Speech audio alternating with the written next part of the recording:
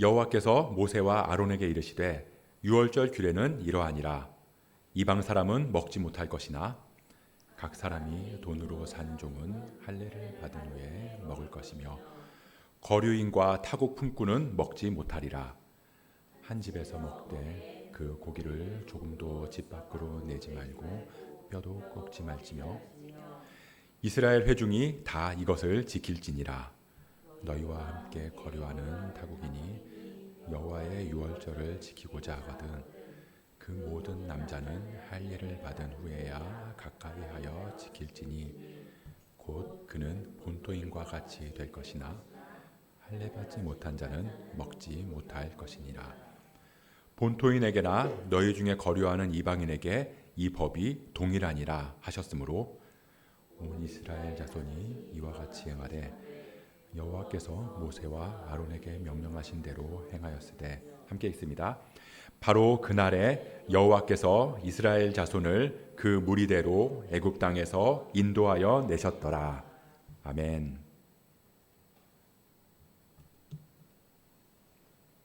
요즘 TV에 나오는 방송인들 중에 조나단하고 파트리샤라는 사람이 있는데요. 혹시 보신 적이 있으신지 모르겠어요. 아프리카 콩고 사람인데 남매예요. 이 사람들이 어떤 사연이 있어서 우리나라에 왔나 싶어서 한번 찾아봤는데요. 이 정치적인 상황 때문에 아버지가 콩고를 몰래 빠져나와서 우리나라에 난민 신청을 한 거더라고요. 그래서 국적은 콩고지만 한국에서 살고 있는 거죠. 뭐 처음에는 인천에서 살다가 나중에는 전라도 광주로 이사를 가게 되고 그렇게 우리나라에서 초, 중, 고등학교를 다 졸업하고 지금은 대학교에 다니고 있다고 하더라고요. 뭐 외국인 학교도 아니고 그냥 일반 초중고를 한국인들이랑 같이 다녔다고 해요. 근데 이 조나단이랑 파트리샤가 남매인데 쿵짝이 잘 맞아서 엄청나게 재밌게 방송을 하는 겁니다. 그래서 유명해졌더라고요. 근데 이 친구들이 예전에 뭐 인간극장에서 다큐로 나오기도 했지만 어렸을 때부터 한국에서 살다 보니까 한국을 너무 좋아하더라고요. 이 방송을 보면 거의 한국 사람이에요. 아버지는 이 상황이 나아지면 다시 콩고로 돌아갈 거라고 그걸 희망하기 때문에 한국에 귀화 신청을 할 수 없다고 얘기를 했다는데요. 그 아들인 이 조나단은 한국에 귀화를 하고 싶다고 얘기를 했다고 해요. 근데 이 한국인이 되면 피할 수 없는 게 군대 문제잖아요. 그래서 사람들이 한국에 귀화하면 군대 문제가 있는데 어떻게 생각하냐 이렇게 많이 물어보나 봐요. 근데 그런 질문에 대해서 이 사람은 그건 중요한 문제가 아니다라고 얘기를 하는 거예요.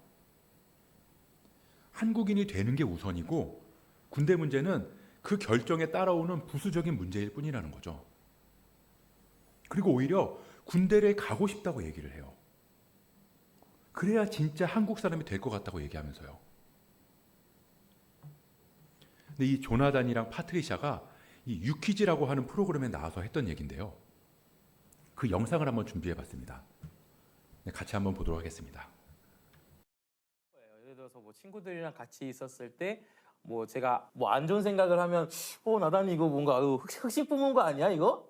이렇게 얘기하잖아요. 그럼 네. 저는 이제 이거를 잡고 야 흑인 앞에서 흑심이 좀 아니지 않냐? 얘기한 사람이 깜짝 그게 아니야 그 뜻이 아니야. 조나단은 어떤 친구인지 말하는 조나단. 밝은 친구입니다. 밝아요. 원래 어두운 줄 알았어요?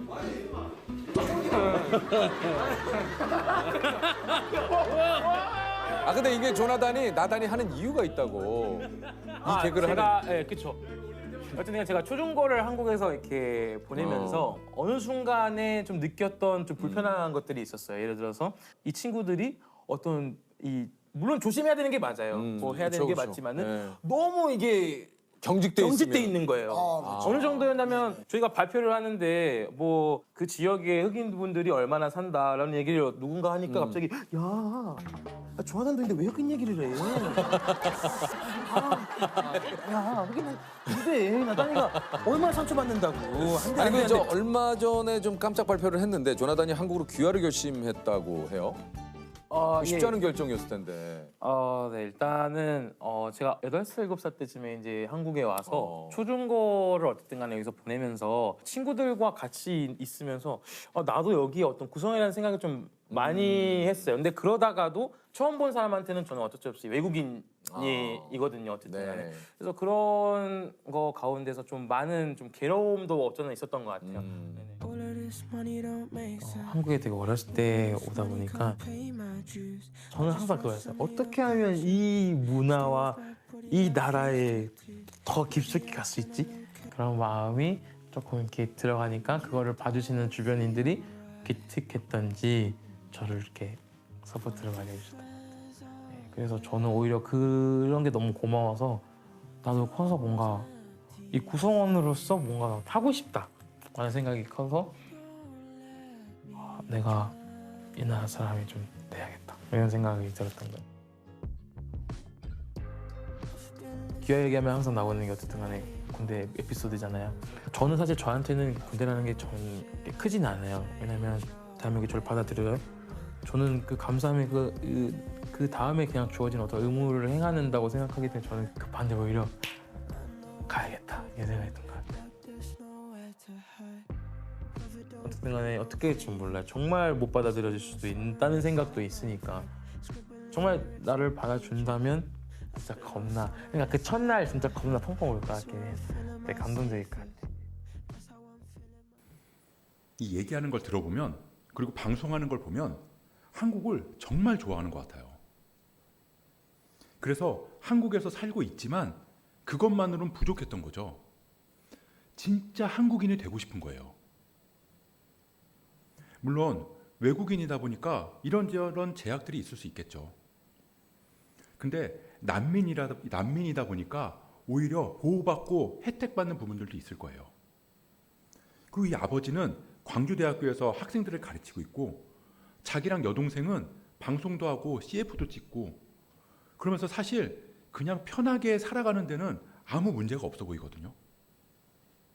그리고 누구도 이 사람들한테 귀화하라고 강요하지도 않아요. 근데 굳이 한국인이 되려고 하는 게 좀 의아하다는 거죠.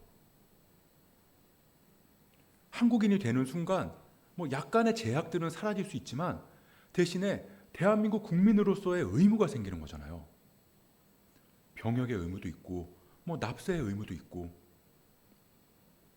사실 지금 상황에서만 보면 득보다 실이 훨씬 더 많아 보이는데 그럼에도 귀화를 간절히 꿈꾸고 있다는 걸 보면 그건 권리와 의무를 넘어서는 무언가가 있다는 겁니다.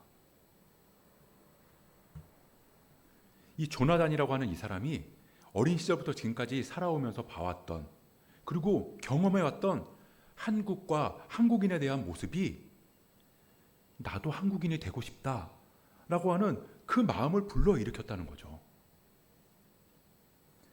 뭐 어떤 사람들은 우리나라에서 돈 많이 벌고 싶어서 그런 거다라고 말할 수도 있겠지만 근데 이 사람들 상황을 보니까 그것도 아니더라고요. 지금은 정치적인 이유로 망명을 했지만 이 아버지가 콩고의 여러 부족 중에서 인구가 10만 명이나 되는 키토나라는 부족의 부족장이었다고 해요. 그러니까 어떻게 보면 이 조나단이랑 파트리샤라는 이 사람들은 한 부족의 왕자와 공주인 거죠. 그 할아버지는 콩고에서 대형 의료재단 이사장이었고요. 아버지도 지금 광주대학에서 일하고 있는 것처럼 콩고에서 대학교 경제학과 교수로 일했다고 하더라고요. 그리고 게다가 콩고 비밀정보국에서 일할 정도로 굉장히 귀족층이었다고 하더라고요.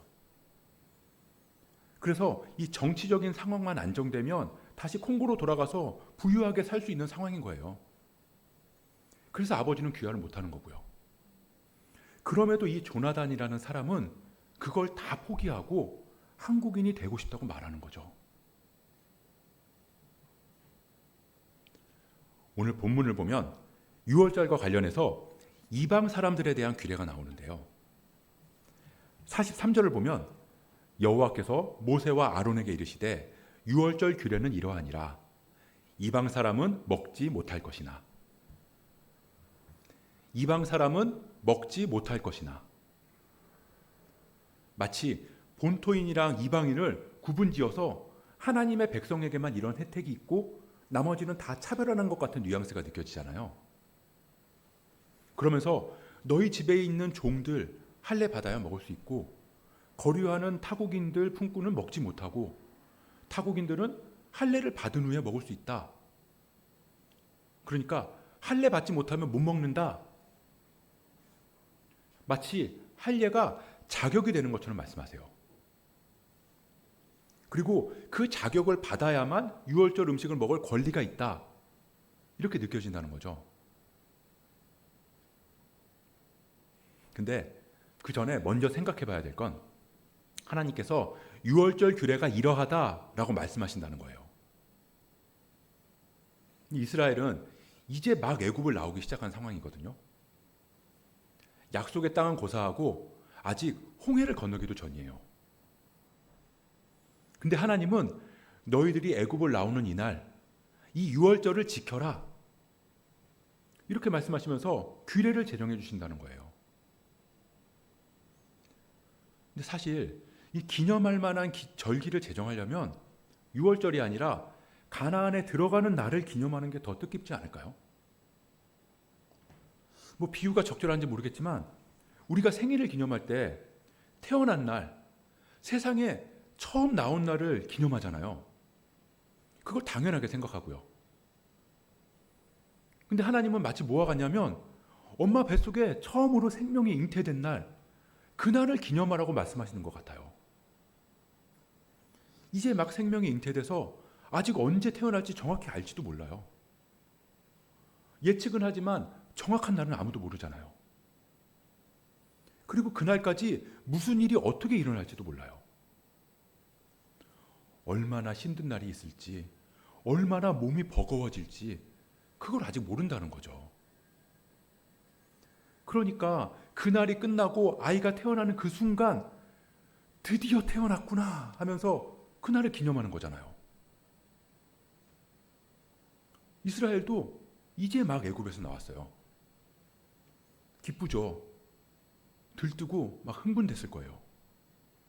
근데 앞으로 어떤 힘든 날이 이어질지 아직 몰라요. 그렇게 힘들고 고통스러운 날들을 지나고 나서 약속의 땅에 첫 발을 내딛는 순간에 드디어 이스라엘이 땅을 갖게 됐다. 이스라엘이 비로소 진정한 나라로 세워진 날이다. 이러면서 기념일을 지키라고 할 수도 있는데 뭐 나중에 알겠지만 그날은 절기로 정하지 않으셨어요. 그저 돌 몇 개 쌓아서 그냥 기억해라 이 정도로 끝내신 거예요. 그럼 하나님은 왜 그러셨는가? 지금 이스라엘이 땅을 소유하고 정식으로 나라를 이루고 이게 중요한 게 아니라는 거예요. 다른 민족들도 다 땅을 갖고 있고 정식으로 나라를 이루고 있거든요. 하나님은 이스라엘을 너희도 쟤네들처럼 만들어줄게 이게 아니라는 거예요. 너희들이 어디서부터 출발했는지를 잊지 마라. 너희들의 근원은 하나님의 은혜에서 시작하는 거다. 그걸 기억하고 기념해라. 너희가 그 출발이 다르다는 걸 인식하지 못하면 그 이후에 일어날 일들에 대한 의미를 깨닫지 못한다는 겁니다. 그걸 지금 우리의 이야기로 말하면요. 우리의 신앙이 어디서부터 출발했느냐를 인식하지 못하면, 다시 말해서 우리의 신앙이 믿음에서부터 출발하지 않으면 신앙생활의 과정과 결과에 정확한 의미를 깨닫지 못한다는 거예요.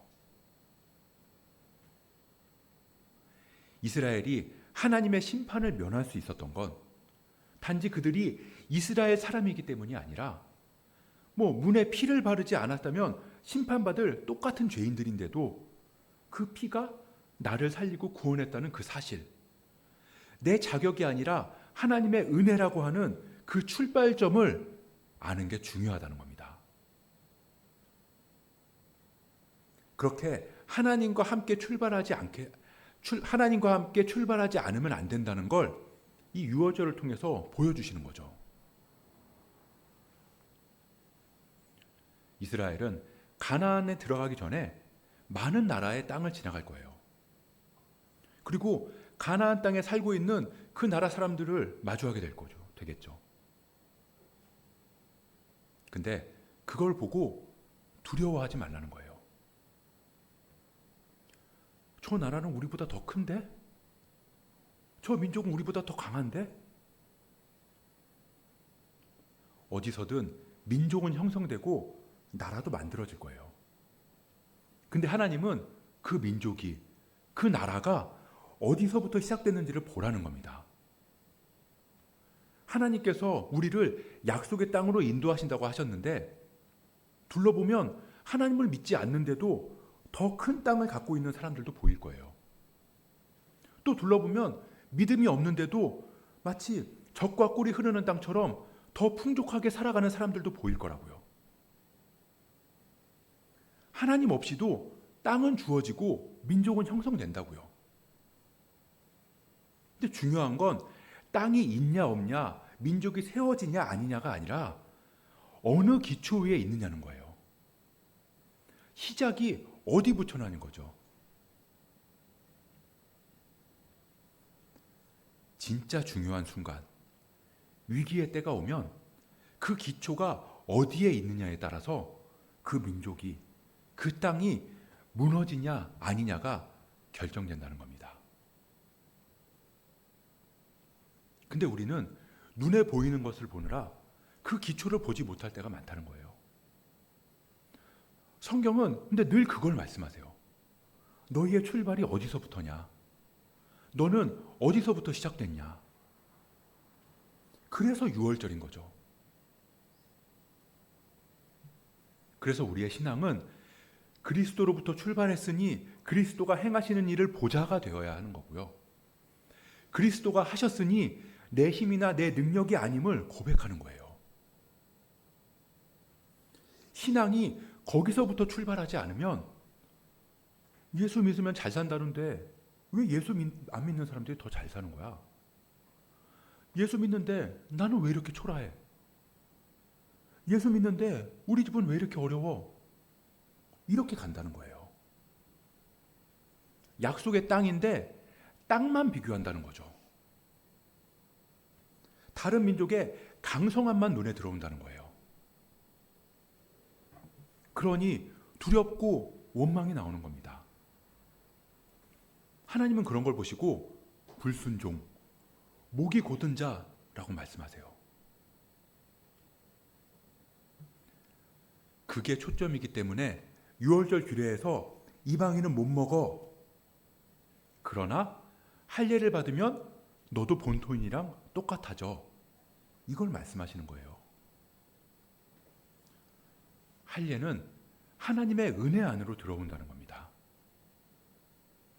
할례 자체가 징표가 되는 게 아니라 하나님께서 은혜의 방편으로 주신 거예요. 하나님의 은혜가 없는 할례는 그저 그 남성의 생식기 행하는 수술이랑 다를 게 하나도 없다는 겁니다. 마찬가지예요. 하나님은 우리한테 많은 은혜의 방편을 주셨어요. 예배, 기도, 찬양, 구제, 선교 다 하나님의 은혜를 누리게 하는 은혜의 수단인 거죠. 근데 거기에서 하나님이 빠지면, 하나님으로부터 시작하지 않으면 예배는 그냥 모임이고요. 찬양은 그냥 노래고 구제랑 선교는 자선 사업일 뿐이에요. 아무리 마음이 뜨거워지고 소리 높여 부르짖고 눈물 흘리면서 울부짖고 그래도 그건 종교 행위 그 이상도 그 이하도 아니라는 겁니다.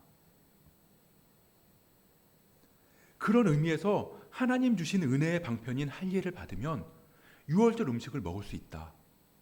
유월절 규례를 지킬 수 있다. 근데 우리는 이 말씀을 너무 우리 입장에서 본다는 거예요. 할례를 안 받으면 유월절 음식을 먹지 못한다. 그러면 이방 사람들이 빨리 할례 받고 이스라엘 사람들처럼 유월절 음식이라도 먹어야겠다. 그거라도 안 먹으면 굶어 죽을지도 몰라. 선택의 여지가 없어. 이렇게 생각할 것 같잖아요. 근데 잘 생각해 보세요. 유월절 음식이 뭐죠? 우리 출애굽기 12장 8절 9절을 한번 볼까요? 제가 읽어볼게요. 그 밤에 그 고기를 불에 구워 무교병과 쓴 나물과 아울러 먹되 날것으로나 물에 삶아서 먹지 말고 머리와 다리와 내장을 다 불에 구워 먹고. 무교병, 쓴 나물, 고기는 머리부터 내장까지 전부 다. 그것도 불에 구워서만. 맛이 있을까요? 고기는 고기인데 내가 원하는 부위만 골라서 먹을 수가 없어요. 이 부드러운 안심 부위만 먹으면 얼마나 좋겠어요. 그리고 머릿고기부터 내장까지. 물론 좋아하시는 분들도 계시겠지만 어쨌든 그 말은 내가 원하는 대로 먹을 수 없다는 거예요. 거기다가 무교병, 딱딱하고 아무 맛도 안 나는 그 밀가루 구운 거, 그리고 쓴 나물. 이방인들이 이걸 먹고 싶겠냐는 거예요. 이방인들이 이걸 안 먹으면 먹을 게 없어서 할례를 받아야 이 음식이라도 먹을 수 있다. 이게 아니라는 겁니다. 이방인들은 유월절 규례에 구속을 받지 않아요. 그러니까 무슨 말이냐면 유월절 기간 동안에도 고기를 원하는 부위를 원하는 방식으로 요리해서 먹어도 된다고요. 누룩 넣은 부드러운 빵을 구워 먹어도 되고요. 쓴나물이 아니라 달콤 짭짤하게 만든 먹기 좋은 음식을 먹어도 된다는 겁니다. 그런데 이런 사람들한테 너희들 할례 안 받으면 이 음식 못 먹어. 속된 말로 말도 안 되는 얘기인 거죠. 너나 많이 먹어. 나는 더 부드러운 빵에 거기에 고기랑 야채도 풍성하게 얹어서 드레싱도 해서 햄버거로 만들어서 먹을게. 이렇게 말하면 할 말 없는 거라고요. 근데 굳이 할례를 왜 받겠어요? 그 맛대가리 없는 걸 먹으려고 아픈 할례를 왜 받아야 하냐고요.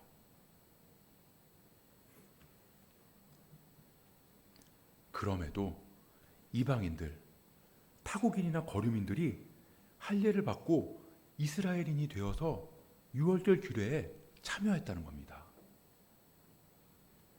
왜 그랬을까요? 이 사람들을 본 거죠. 하나님의 은혜를 본 거예요. 이 이스라엘 사람들을 통해서 하나님의 은혜를 본 거라고요. 하나님의 은혜로 구원받은 그들의 삶을 봤고 하나님과 동행하는 그들의 기쁨과 감격을 본 거라고요. 그래서 그 은혜 안으로 나도 들어가고 싶은 거예요. 언약의 소망을 품은 그들을 보면서 나도 그 소망을 누리고 싶은 거라고요. 그걸 보고 기꺼이 할례를 받는 겁니다.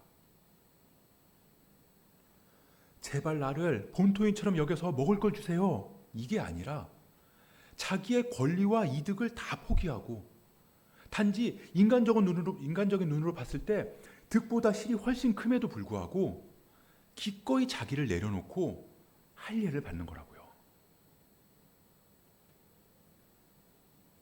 이 할례는 본토인이랑 이방인을 구분짓는 흔적이에요. 이 몸에 새겨진 그 작은 흔적 하나로 그들의 삶은 완전히 차이가 나요. 근데 그 흔적이 눈에 보이나요? 안 보여요. 누가 알까요? 아무도 몰라요. 그 흔적이 있다는 건 나만 안다고요. 다른 사람들은 그 흔적을 보고 내가 할례 받은 걸 아는 게 아니라 내가 규례를 지켜 행하는 걸 보고 내가 할례 받은 줄 안다는 거예요. 이 몸에 새겨진 그 작은 흔적 하나로 하나님의 은혜 안에 거하는 삶을 살아가는데, 하물며 그리스도는 우리를 완전히 새롭게 새 사람으로 만들어 주셨잖아요. 흔적 정도가 아니라 완전한 새 사람. 우리 골로새서 3장을 보겠습니다. 골로새서 3장 10절. 새 사람을 입었으니 이는 자기를 창조하신 이의 형상을 따라 지식에까지 새롭게 하심을 입은 자니라. 그럼 그런 그리스도인은 어떤 존재여야 하냐는 겁니다. 할례를 받으면 본토인처럼 먹을 수 있다. 이 한마디에 거류민들이나 타국인들이 오, 그래? 했을까요? 니들도 할례를 받으면 무교병을 먹을 수 있어. 이 한마디 말 안에는 그 안에 담긴 보이지 않는 이야기들이 있다는 거예요. 430년간 종살이하던 그때부터 지금 출애굽하는 이날까지 하나님의 역사하심이 그들의 삶에 담겨 있어요. 하나님의 인도하심이 그들의 이 말 안에 담겨 있다고요. 우리가 예수 믿으라는 말을 많이 전하잖아요. 근데 예수 믿으라는 이 한마디에 세상 사람들이 오, 그래? 그렇게 말하던가요? 여러분들도 예수 믿으면 천국 갈 수 있습니다. 이 한마디 말 안에는 그 안에 보이지 않는 무수한 이야기가 담겨야 한다는 겁니다. 지금까지 우리가 살아온 삶의 순간들, 그 순간마다 인도하신 하나님의 역사, 그 하나님을 붙들고 살아온 우리의 삶의 여정들, 그것들이 그 말 안에 담길 때 너도 예수 믿고 그리스도인이 됐으면 좋겠어. 이 한마디에 세상이 반응한다는 겁니다. 근데 그런 거 전혀 없이 그냥 입으로만 예수 천국, 불신지옥, 속된 말로 됐습니다. 너나 믿으세요. 이 말이 나올 수밖에 없다는 거예요. 우리가 예수 믿으면 좋은 점 100번 말해도 그렇게 큰 효과 없어요. 우리는 그게 너무 좋아서 말하는 거지만 그들한테는 그게 그저 무교병의 쓴 나물일 뿐이라고요. 그들은 지금 더 좋은 걸 먹고 있고 더 좋은 걸 먹을 수 있거든요. 내가 지금 먹고 있는 게 더 맛있거든요. 이 예수님은 그저 하늘에서 우리한테 명령만 하시는 분이 아니세요. 너희가 나를 믿고 내가 명령한 대로 따르면 너희를 구원해 줄 거다. 이렇게 말만 하지 않으셨어요. 직접 이 땅에 오셔서 우리랑 똑같은 상황을 겪으시면서 믿는 게 뭐고 명령을 따르는 게 뭐고 그렇게 그리스도인으로서 어떻게 살아가야 하는지를 보여주셨다고요.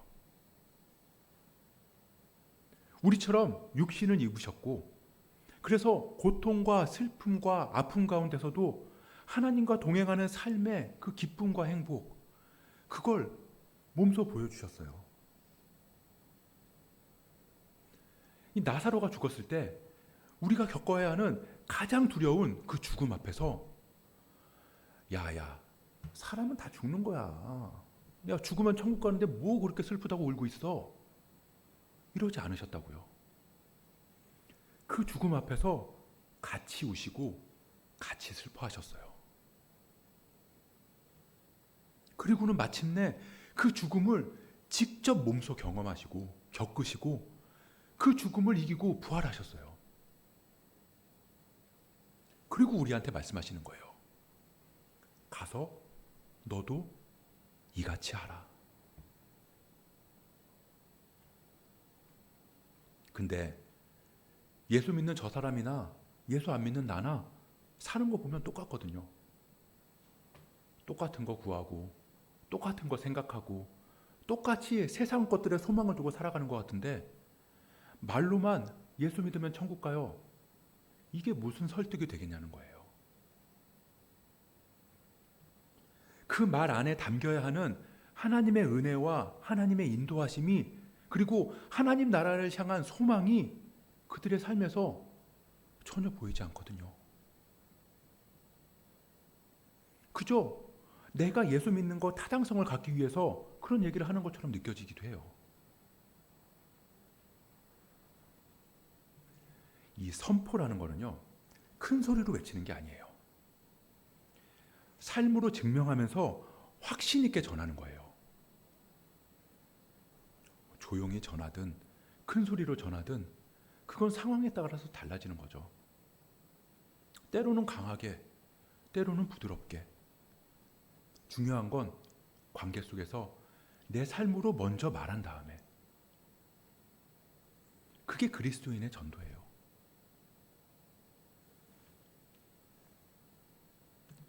자, 이런 얘기들은 잘 안 하려고 하긴 하는데요. 가끔 온라인을 보면요, 이 지옥 얘기 안 하는 사람들, 그런 목회자랑 교회는 다 썩었다고 얘기하는 사람들이 있어요. 뭐 F 뭐 하는 전도사도 있고요. 뭐 그 사람은 뭐 일단 뭐 시작부터 뭐 이단 시비에 휘말린 사람들이긴 하지만 뭐 그 사람뿐만 아니라 그런 얘기를 하는 게 대단한 하나님의 말씀을 선포하는 거라고 말하는 사람들이 있더라고요. 그런 얘기를 해야 올바른 선지자다. 물론 이 복음을 희석하고 기복신앙이랑 번영신앙을 말하는 분들도 여전히 계시는 게 맞아요. 그리고 당연히 천국과 지옥에 대한 말씀을 전해야 하는 것도 맞아요. 근데 중요한 건 지옥 얘기를 하고 안 하고가 아니에요. 진짜 지옥에 갈 수밖에 없는 사람들을 안타까워하고 있느냐 하는 거죠.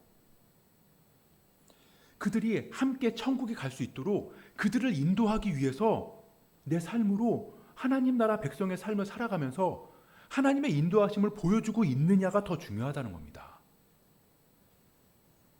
내가 큰 소리로 천국이랑 지옥 얘기를 얼마나 힘줘서 하느냐가 중요한 게 아니라 나도 지옥 갈 수 있는 사람이었다는 거.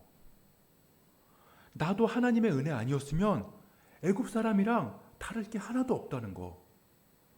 그걸 늘 인지하면서 살아가느냐는 거예요. 그럴 때 그러면 그런 얘기 쉽게 못해요. 이 조나단이 초등학교 때부터 지금 대학생이 될 때까지 한국에서 살면서 한국을 본 거예요. 그랬더니 한국을 사랑하게 됐고 그래서 결국 한국인이 되기로 스스로 결정한 거죠. 그 누구도 너 한국 사람이 돼야 돼 라고 설득하지 않았어요. 아버지조차 말렸으니까요. 근데 한국인으로 살아가는 그 행복을 보게 되고 알게 되니까 군대 같은 건 아무 문제가 되지 않는 거예요. 한국인만 될 수 있다면 그 너무 감격스러울 것 같다고. 그 소망을 품고 살아갈 수 있는 거죠.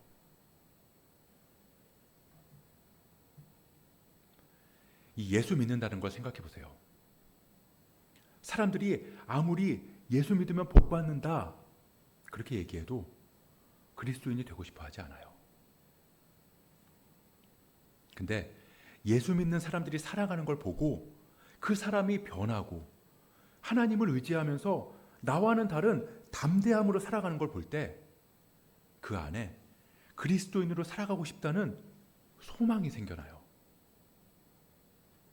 그러면 예수 믿고 버려야 하는 것들, 그런 건 아무 문제가 되지 않는다는 거예요. 오히려 바울처럼 그런 것들이 배설물로 여겨지게 되는 거죠. 본토인에게나 너희 중에 거류하는 이방인에게 이 법이 동일하니라. 하나님이 우리에게 주신 은혜는 본토인이나 거류인이나 동일해요.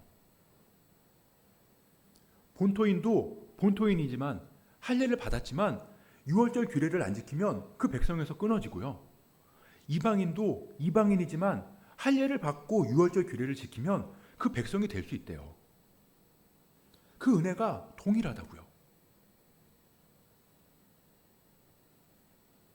그 은혜를 받고 구원받는다는 건 참 행복한 일이에요.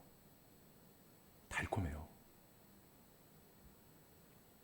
근데 그 은혜를 누리기 위해서는 먼저 할례가 있어야 하고요.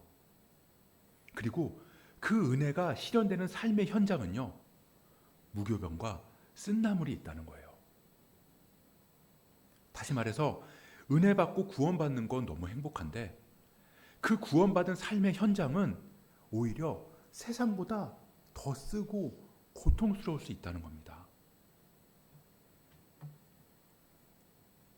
그럼에도 우리가 그 안에 거하면서 구원받은 자로서 하나님과 동행할 수 있다는 건 그 은혜가 삶의 풍요로움이나 순탄함에 있는 게 아니라 하나님이라고 하는 토대, 그 기초 위에서 시작되고 세워졌음을 고백하기 때문입니다.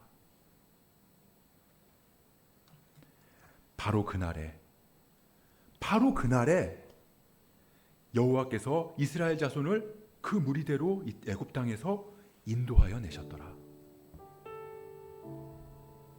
하나님의 은혜, 하나님으로부터 시작되었다는 우리의 그 고백에 선포되는 바로 그날에 우리는 우리 삶을 인도하시는 하나님의 역사를 목도하게 될 줄 믿습니다. 우리가 그 은혜를 힘입어 살아가기를 소원합니다.